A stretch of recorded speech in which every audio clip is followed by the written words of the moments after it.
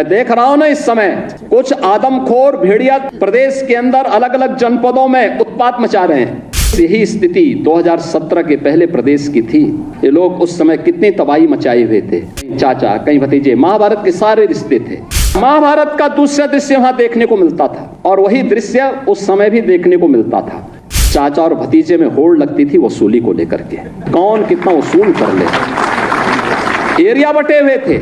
ये लोग तो नौजवानों को नौकरी देने में भेदभाव करते थे, कोई कल्पना भी नहीं कर सकता। मैं भी बैठा हुआ था यहां पे, ओम प्रकाश राजभर जी मुझे बता रहे थे कि पहली बार पंचायती राज विभाग में किसी राजभर की नियुक्ति हो रही है।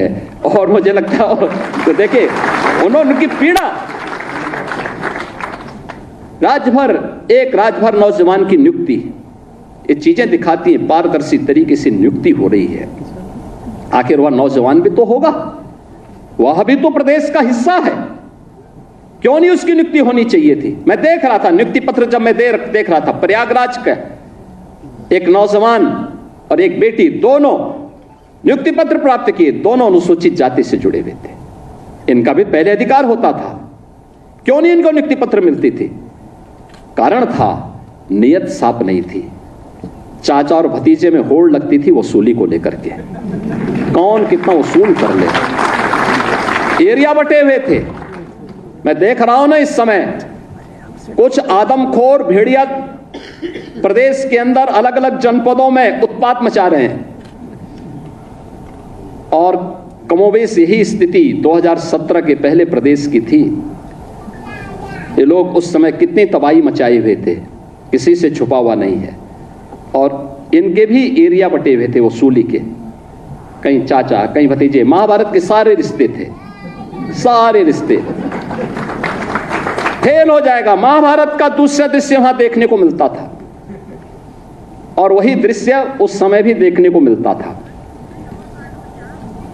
बहन और भाइयों, मैं तो केवल आपसे एक ही बात कहूंगा, ये जो लोग बोलते हैं इनको अवसर दिया गया था, जब उन्होंने नहीं किया है और जब इन्हें अवसर मिला है कि वो लूट खसोट किए हैं, तो इनको फिर से ये लोग कुछ भी बोले, कभी विश्वास करने की आवश्यकता नहीं। ये लोग बोलते रहेंगे क्योंकि इनके पास अब बोलने के सिवाय कुछ भी नहीं बचा हुआ है। जनता इनको देख चुकी है, इनका की गुंडागर्दी देख चुकी है, इनकी अराजकता देख चुकी है,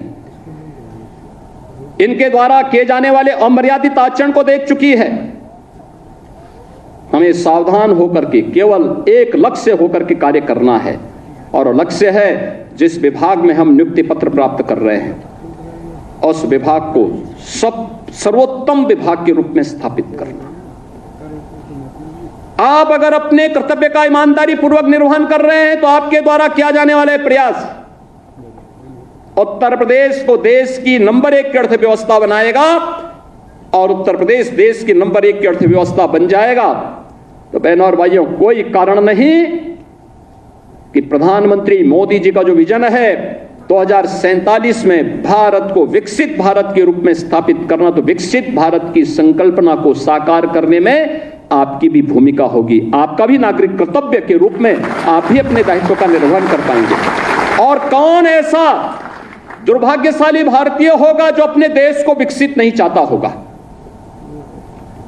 अगर कोई भारत को विकसित होने के लिए, होने में उसको कोई गुरेज है, कोई संकोच है, तो उसको फिर भारतीय होने का अधिकारी भी वह नहीं है। अगर किसी को अपने देश के विकसित होने में भी खुशी की अनुभूति न होती हो तो।